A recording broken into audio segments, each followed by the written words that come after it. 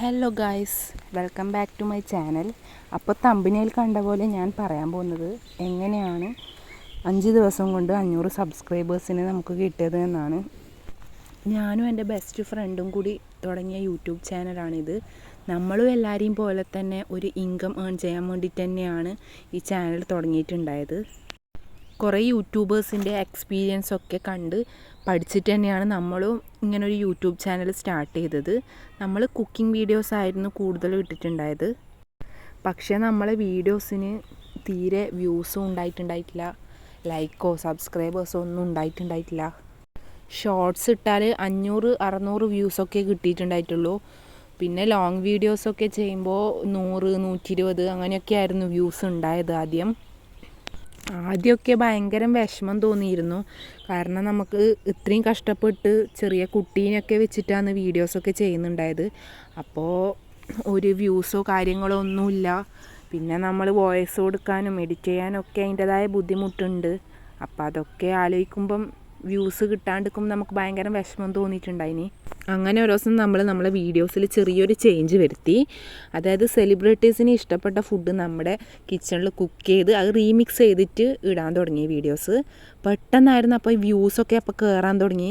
30K 40K 100K 3 lakhs ഒക്കെ ആയി. അപ്പം മാഷാ അല്ലാഹ് ഭയങ്കര സന്തോഷം ഉണ്ടായിന്. അങ്ങനെ വ്യൂസ് കയറി തുടങ്ങിയേരം ഷോർട്സിൻ്റെ കാര്യമാണ് പറയുന്നത്. ലോങ് ഞാൻ പിന്നെ ഇട്ടിട്ടേ ഇല്ല, ഷോർട്സ് ആയിരുന്നു എപ്പോൾ ഇടാറ്. അങ്ങനെ പിന്നെ നമുക്ക് സബ്സ്ക്രൈബേഴ്സിനെയും കൂടുതൽ കിട്ടാൻ തുടങ്ങി. ഒരു വീഡിയോസിൽ നിന്ന് 100 സബ്സ്ക്രൈബേഴ്സിനൊക്കെ വെച്ച് കിട്ടാൻ തുടങ്ങി. അങ്ങനെ 5 ദിവസം കൊണ്ടാണ് 500 സബ്സ്ക്രൈബേഴ്സിനെ കിട്ടിയത്. ഇപ്പോൾ മാഷാ അല്ലാഹ് 1000 സബ്സ്ക്രൈബേഴ്സൊക്കെ കഴിഞ്ഞു. വളരെയധികം സന്തോഷമുണ്ട്. കാരണം നിങ്ങളുടെ എല്ലാവരുടെയും സപ്പോർട്ട് കൊണ്ടാണ് ഇത്രയൊക്കെ ആയത്. ആ വ്യൂസ് കുറഞ്ഞ സമയത്ത് നമ്മൾ ഇത്ര പെട്ടെന്നൊന്നും 1000 സബ്സ്ക്രൈബേഴ്സ് ആവുന്നൊന്നും വിചാരിച്ചിട്ടേ ഉണ്ടായിട്ടില്ല. ഇങ്ങനെ വ്യൂസ് കയറുമെന്നും വിചാരിച്ചിട്ടുണ്ടായിട്ടില്ല. പക്ഷേ നമ്മളെ വീഡിയോസിൽ ചെറിയ ചേഞ്ച് വരുത്തിയാലാണ് നമുക്ക് വ്യൂസ് കിട്ടാൻ തുടങ്ങിയത്. എനിക്കിനി പറയാനുള്ളത് വ്യൂസ് കിട്ടാത്തവരോടാണ്. കാരണം കഷ്ടപ്പെട്ട് വീഡിയോസ് ഇടുന്നതിൻ്റെ അവസ്ഥ നമുക്ക് മനസ്സിലാവും. ഒരിക്കലും നമ്മൾ വിഷമിച്ചിട്ട് വീഡിയോസ് ഇടാതിരിക്കരുത്. എല്ലാ ദിവസവും ഓരോ വീഡിയോസ് ഓരോ ഷോർട്സ് വെച്ചിട്ടെങ്കിലും അപ്ലോഡ് ചെയ്യാൻ ശ്രമിക്കണം. നമ്മളെ വീഡിയോസിൽ ചെറിയ വ്യത്യാസങ്ങൾ വരുത്തിയാൽ തീർച്ചയായിട്ടും നമുക്കും ഒരു വ്യൂസൊക്കെ കിട്ടും. അതുപോലെ അപ്ലോഡ് ചെയ്യുന്ന സമയം ഒരേ സമയം അപ്ലോഡ് ചെയ്യാൻ ശ്രമിക്കുക. വീഡിയോസ് അൺലിസ്റ്റ് ചെയ്തിട്ട് അപ്ലോഡ് ചെയ്യാൻ ശ്രമിക്കുക. എല്ലാം ഓക്കെ ആക്കിയതിന് ശേഷം ഹാഷ്ടാഗും കീവേഡ്സും ഒക്കെ കൊടുത്തതിന് ശേഷം മാത്രം അപ്ലോഡ് ചെയ്യാൻ ശ്രമിക്കുക. നല്ല തമ്പനെയിൽസ് കൊടുത്താൽ തന്നെ നമ്മുടെ വീഡിയോസ് കുറച്ചും കൂടി റീച്ചായി കിട്ടും. പിന്നെ നമ്മളെ ഫാമിലീസിനും ഫ്രണ്ട്സിനൊക്കെ നമ്മളുടെ വീഡിയോസ് ഷെയർ ചെയ്ത് കൊടുക്കുക.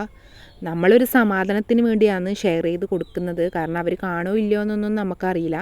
നമുക്ക് വരുന്ന സബ്സ്ക്രൈബേഴ്സാണ് യഥാർത്ഥത്തിലുള്ള നമ്മളെ സബ്സ്ക്രൈബേഴ്സ്. അല്ലാതെ നമ്മൾ ഷെയർ ചെയ്ത് കൊടുത്ത് സബ്സ്ക്രൈബ് ചെയ്യുന്ന പറഞ്ഞിട്ട് കാര്യമില്ല. അവരെപ്പോഴും നമ്മളെ വീഡിയോസ് കാണണമെന്നില്ല. നമ്മൾ വീഡിയോസൊക്കെ എടുക്കുമ്പോൾ കുറച്ച് ക്ലിയറിൽ എടുക്കാൻ വേണ്ടി ശ്രമിക്കണം. നമ്മളെ വീഡിയോസ് ക്ലിയർ ഇല്ലെങ്കിൽ ആർക്കും കാണാൻ ഒരു ഇൻട്രസ്റ്റ് ഉണ്ടാവില്ല. നല്ല ക്ലിയറുള്ള വീഡിയോസ് കാണാനായിരിക്കും ആൾക്കാർക്ക് കൂടുതൽ ഇഷ്ടം. അപ്പോൾ ഒരു ദിവസം നിങ്ങളുടെ വീഡിയോസും വൈറലാവും. നമ്മളൊരിക്കലും വീഡിയോസ് ഇടുന്നത് നിർത്താതിരിക്കുക. എല്ലാ ദിവസവും ഓരോ വീഡിയോ വെച്ച് ഇടാൻ ശ്രമിക്കുക.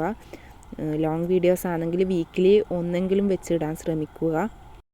അപ്പോൾ നമ്മുടെ ചാനൽ ഇഷ്ടപ്പെട്ടാൽ സപ്പോർട്ട് ചെയ്യാൻ മറക്കല്ലേ ഗൈസ്. സബ്സ്ക്രൈബ് ചെയ്യാനും മറക്കല്ലേ. അപ്പോൾ ഇനി മറ്റൊരു വീഡിയോയിൽ കാണാം ഇൻഷാ അല്ലാഹ്. Okay, by.